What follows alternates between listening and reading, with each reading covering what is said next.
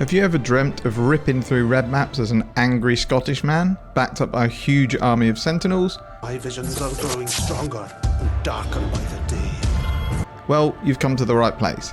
This is the next instalment of budget builds that can handle T16 maps and conquerors, all on a 3x budget. This guide will tell you all you need to know about the Dominating Blow Guardian and hopefully demonstrate what a fun and rewarding skill it can be. This is a 3x budget version but can be pushed much further with more investment. Shout out to Ubi Jaeger who has published content showing an endgame version of this build completing all the content. Links to his channel will be in the description. I came across his build but it is a very min-maxed high-end version and is very expensive, but certainly something to aspire to if you enjoy the skill. So without further ado, let's get on with the budget guide, starting with an explanation on Dominating Blow as a skill. Dominating Blow is a minion skill, but it works unlike normal minion gems. It's essentially a melee attack that when used by the player it puts a debuff on the enemy. When the enemy dies with the debuff on it, it spawns a Sentinel of Dominance. You can get 9 from killing normal mobs, this can be up to 11 with Phantasmal version. You get 3 magic sentinels by killing magic enemies, and you can also get 1 rare sentinel for killing a rare monster. The rare sentinel also inherits the buffs from the rare enemy that dies, so you can get some nice haste, health and damage buffs. It plays very much like a melee build as you have to constantly tag enemies with attacks to keep your sentinels spawning. To me it's the most fun minion build as it feels really active compared to a lot of other Spectre and Golem builds.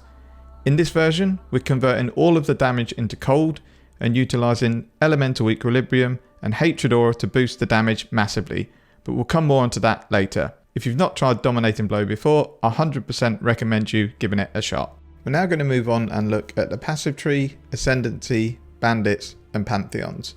Now I'm not going to go through the entire passive tree, but thought I'd pull out some notable areas and explanations as to why we take certain nodes. The first important node is Spiritual Command. This makes it so that any attack speed increases that our minions have is also applied to us. Now this is really important because with slow attack speed it can be really difficult to keep up with your minions to ensure they're spawning the max amount. We take a medium Thread of Hope to cheaply pick up Ravenous Horde, as this gives us minion movement speed, attack speed and damage. The Onslaught doesn't really matter as we get this from our Ascendency, however it does mean if you end up a long way away from your minions they'll still have Onslaught. We're taking the entire wheel around Sovereignty as we need the aura effect for damage and a reduced mana reserved to fit all our buffs in. You're also going to need to anoint Charisma on an amulet, or better yet buy one with it already on it to save some money. The last note to point out which is not taken in the build after level 70 is Spiritual Aid. This makes it so that any minion damage bonus also applies to us. You probably need to take this node before you hit level 70. However, once you hit level 70 and buy the endgame claw, we get the same effect from the claw, so we no longer need the nodes. For Ascendancy, we're taking Radiant Crusade first, which gives Onslaught to us and our minions. We then take Unwavering Crusade, which gives our minions increased attack speed and allows them to intimidate on hit. Next up we take Bastion of Hope, which gives us a ton of defenses with block, and it also gives us 50% increased block chance for 2 seconds every 5 seconds. Also importantly, it gives us immunity to stuns if we've blocked in a past 10 seconds, which should pretty much be all the time. Then finally, we take Time of Need, which gives us 80% curse effect reduction on us, and this is capped to 100% when we take the Yugal Pantheon, and it also gives us 30% of life regenerated every 4 seconds. Regards to Bandits, we're killing all, as we run Resolute Technique, so there's no point in us having crit. And then finally for Pantheons, I've already mentioned we need to take and upgrade Yugal to get our full curse immunity, and then to me you either take Lunaris or Solaris, it's totally up to you. Now before we move on to look at the gear and gems, I think it's really important, since we're talking about the passive tree, that we have a discussion about Elemental Equilibrium. Elemental Equilibrium plays a massive part in dealing more damage for our minions. The way Elemental Equilibrium works is if you hit with fire damage, for example, the enemy gets a massive increase in their fire resistances, but it lowers their cold and their lightning. As our minions deal purely cold damage, if we can hit with either lightning or fire, we're going to lower the cold resistance of those enemies by a huge amount. That's why it's vitally important that you don't have any cold damage to attacks on your build or any of your skills, because if you do, you're going to apply the wrong type of resistance and it's going to make it really difficult for our minions to kill the enemies. All you need is on either ring or an amulet, you need fire damage or lightning damage to attacks. That means that you're always going to be applying the correct type of elemental equilibrium. The reason this works is that minions can't apply elemental equilibrium, so once you hit an enemy with fire, for example, then that will stay on them regardless of whether your minions then hit with cold. So moving on to the key items in the build, this does use a lot of uniques, but let's cover off the rare items first. For a belt on a budget, you're really best off with a high life and resist Stygian Vise, so that you can use the slot to put in a minion jewel. For boots, we just need life, movement speed and resistances. However, Cannot Be Chilled is ideal here if you can craft that on with movement speed. For rings, we just need 2 rings with lots of resists and life. One of them does need to be a Redeemer ring with Frostbite on hit, or an alternative is a ring with Elemental Weakness on hit. You'll need to find Dexterity somewhere on your gear because you get very little to none from the tree, so this is easiest to do on rings or the amulet. Regarding the amulet, I would recommend buying any amulet that already has Charisma anointed because it's really expensive to anoint yourself. Just look for something under 50 chaos that has resist and hopefully a bit of life. And then the last rare piece that we're using is the armor, and really because it's a budget version, I would just recommend getting a rare strength based 6 link for 15c off trade, and then use life essences to get life and resists, and then craft on some percentage life and mana. Now all the other items in the build are uniques and they all serve an important purpose, which we'll go through each individually. So if we start with the helmet, we're going with Devouring Diadem, which comes from the Mastermind fight. You want to look for one with either resistances or dexterity. Now we use this helmet for several reasons. Firstly, it gives socketed gems 20% reduced reservation. Second, it triggers Feast of Flesh every 5 seconds. What this does is it consumes any corpses around you to give you life, mana and energy shield back. And then finally, it gives us Eldritch Battery. What this does is makes our energy shield protect our mana instead of our life, which means that our skills will use energy shield rather than mana, so it's really easy to spam both the Dominating Blow skill and also our movement skill. We don't really have to worry about mana leech or mana gain on hit. Next we'll move on to the Claw, which is a really cheap unique claw called the Scourge. This gives good physical damage and respectable attack speed, but more importantly it gives our minions more damage if we have hit recently, and it provides us with 150% of any minion damage increase that we have. This means we don't need to worry about taking the node on the tree that does this, so it saves us a few points. The only downside to the Claw is that its implicit is not life gain on hit but percentage leech. It would be much better if it was life gain on hit. Next we have the important item in the build that basically brings it all together, and they're the Triad Grip gloves. We need 4 green sockets on these gloves, and what this does is converts 100% of the minion's physical damage into cold damage. That then means we can scale the hatred effect and also physical damage on jewels. You can either buy these with 4 green sockets already on it, or you could buy any version of it and then use the socket technique to recolor it and get it to 4 green. Lastly, I'm probably going to pronounce this wrong, we have a shield which is Wakatatiki Omatau, or something along those lines. It's a fated unique that gives +3 to socketed minion gems. It also gives us 20% increase effect of non-curse auras to both us and our minions. We also get some nice life regen if we've blocked recently, and we spread tar when we block, slowing enemies down. Now this looks like it's around 35 to 40c to buy from trade, but what you can do is buy the fated unique Prophecy for around 4 chaos. It's called the Mentor, and then the base shield is called Matua Tapuna, and that costs 1c. Then all you need to do is put the shield in your inventory, kill the Basilica boss, and then you'll have the upgraded shield nice and cheap. We're now going to move on and look at the gem links. Firstly, we're looking at the body armor, and for the budget version we run 5 red and 1 green socket. In here we want Dominating Blow, Multi-Strike, Melee Splash, Fortify, melee physical damage, and finally hypothermia.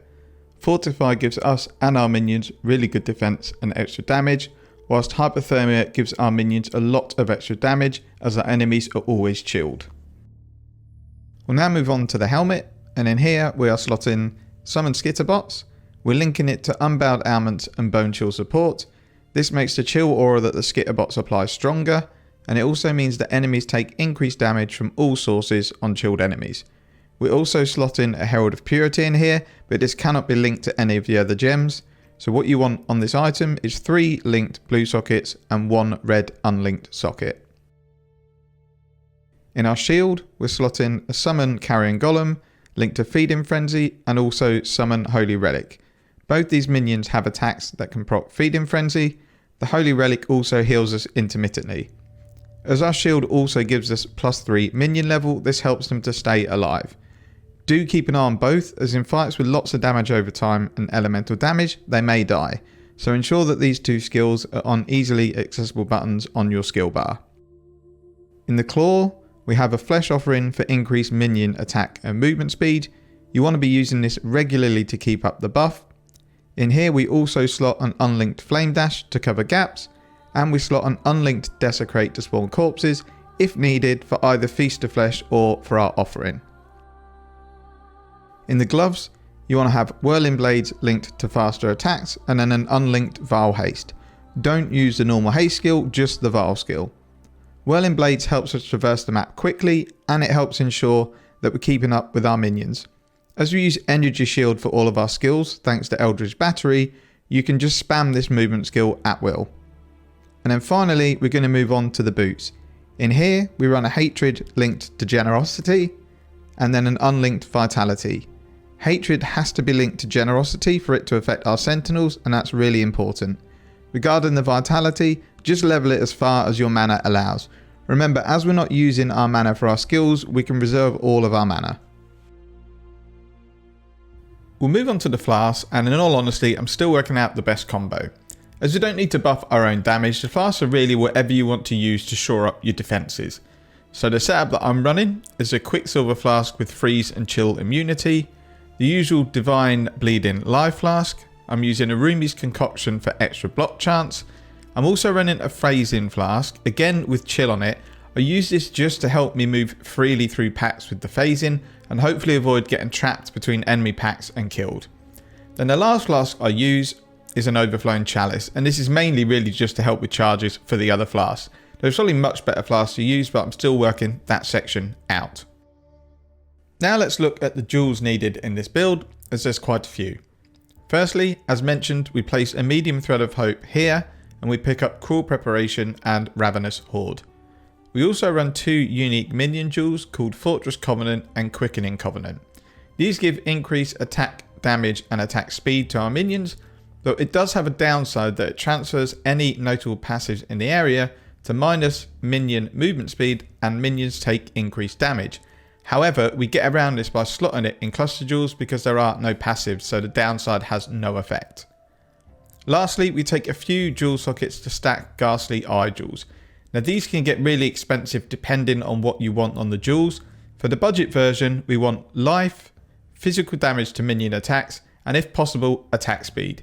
The ideal jewel is life, minion attack speed, minion fizz damage, and minions deal increased damage if you've used a minion skill recently, but these with high levels are multiple exils each, so not suitable for a budget build. Really, what you want to do is get as good a combo as you can with life, minion fizz damage, and minion attack speed.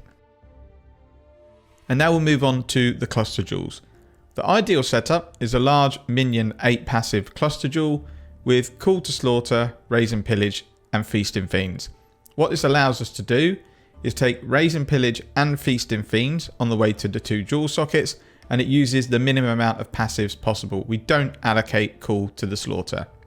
And then this feeds into 2 medium minion gems with Disciples and Cult Leader. However, the large cluster jewel can be around an Exalt, and then the medium ones are 1 Exalt each as well, which puts the whole cluster jewel setup at 3x, which is the budget for the build.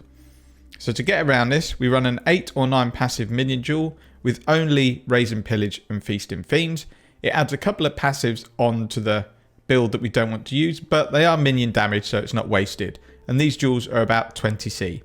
And for the medium cluster jewels, we're running a fortified passive with Disciples and Invigorating Portents. The only thing we lose on the medium jewel is 10% increased damage on each one, but we do gain 10% minion movement speed on each jewel. The total for the cheap combination of cluster jewels is around 50 chaos. And in the medium cluster jewels is where we slot our 2 Covenant unique jewels. Now that covers off all of the gear, the gems, and the explanations of what we use and why. So let's move on to how to actually play the build. When using Dominating Blow, you need to be really active and ensure you're moving quickly. The goal in a map is to take down a white pack first, as with your golem helping you, this is really easy, even in T16 maps.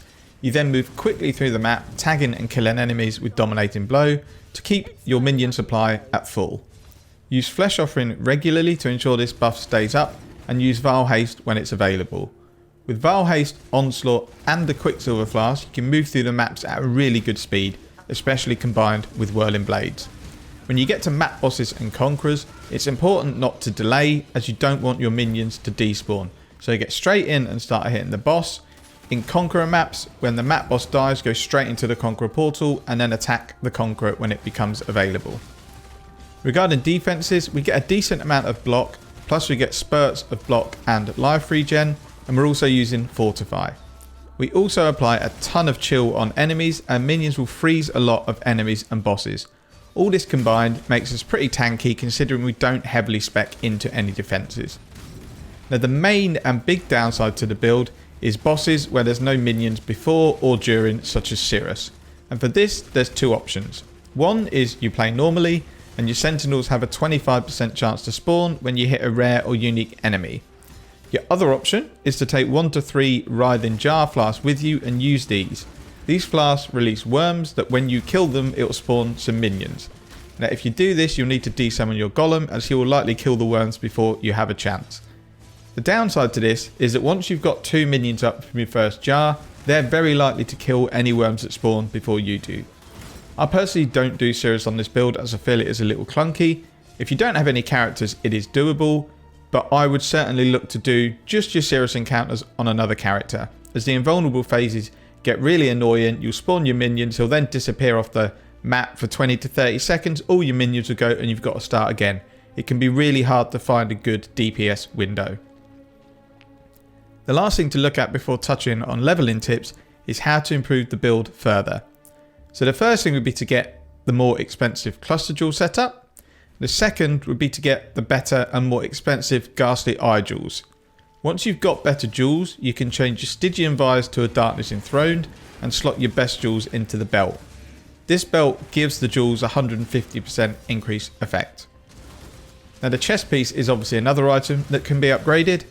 Regarding what people use on POE Ninja, they tend to either use a Skin of the Loyal with plus level gem corruptions or a Sacrowell's Nest. I think you could also run a Shroud of the Lightness, since this comes with level 25 LE Pen and an Abyss socket. If you do go the plus gem route, I would then swap your melee damage to an Empower level 4. There are also lots of alternate quality gems that add a lot to the build. The first would be Phantasmal Dominating Blow, as this gives you 2 extra normal sentinels. Divergent Melee Splash is also really good, as it removes the reduced damage in the splash area to make clear a lot better. Lastly, you could use Anomalous Hypothermia support, as this gives more chance to freeze chilled enemies, which adds to the defensive aspects of the build. And then last would probably be to replace the Scourge Claw with a Rare Claw, with high attack speed, minion damage, either fire or lightning damage, and then trigger a socketed spell. You can then use Desecrate and Flesh Offering from this instead of having to do it manually. Now I am still leveling this character, I'm only level 89 or 90, so when I get to 93, 94, make some more currency, I'm going to pump up this build more, and then hopefully bring out a shorter update video with the more expensive items and really show what sort of DPS that build can do. So before we close out the video, I just want to touch on leveling. Now I didn't level this from League Start, so I can't give a full guide for that. But if you have access to currency and gear, you can level with Dom Blow as soon as it becomes available at level 28, and leveling is really smooth. Before then, I would run SRS with Infernal Legion, and any other damage supports you can get, along with a Holy Flame totem for consecrated ground. Uniques that are really helpful when leveling this build are firstly 7 League Steps. These boots are expensive, they're about an Exalt when I bought them, however you could just sell them when you're done with your leveling. These boots give you a massive 50% movement speed. A cheap alternative would just be Wanderlust boots. The hope of all is a ring, gives a ton of resistances and stats. Gold Rim again is a helmet that gives an absolute ton of resistances at the highest tier. Tabula Rasa I would definitely recommend running, as it means we don't have to worry about colours in our gear, and we can also run a 6-link as soon as we get access to the right support gems. And then other items that can help are an Aziri's Foible for mana issues, especially when you combine this with a Praxis unique ring. Most of the actual uniques we use for the build aren't really equipable until after the campaign. So until you go cold conversion, regarding your skills, I would just use Herald of Purity and summon Skitterbots unlinked. This should keep enough mana free to be able to use Dominating Blow. Now leveling is a breeze, and once you hit maps and reach level 70 and you can get all the gear to get the character moving, you can ramp it up really quickly. Last thing I want to cover off is just quickly go through the cost of each item and how to acquire them. I'm not going to talk through this, but as with the previous video on the Lightning Strike Raider, everything I used on this build I bought, and everything costs less than 3 Exalts. The list is on the screen now if you wanted to screenshot it. It just shows the cost and what to look for. If you have another character, you can follow any of my guides for the currency making week to quickly get the 3x you need to get this build up and running and into higher tier red maps. Now I think that covers off everything. I'm sure as usual I may have forgotten stuff, so feel free to leave questions in the comments. I hope this longer, sort of more detailed guide is helpful. I want to thank you all for watching. I do hope the guide helps, as it was a ton of work to put together. But as always, take care and see you in the next video.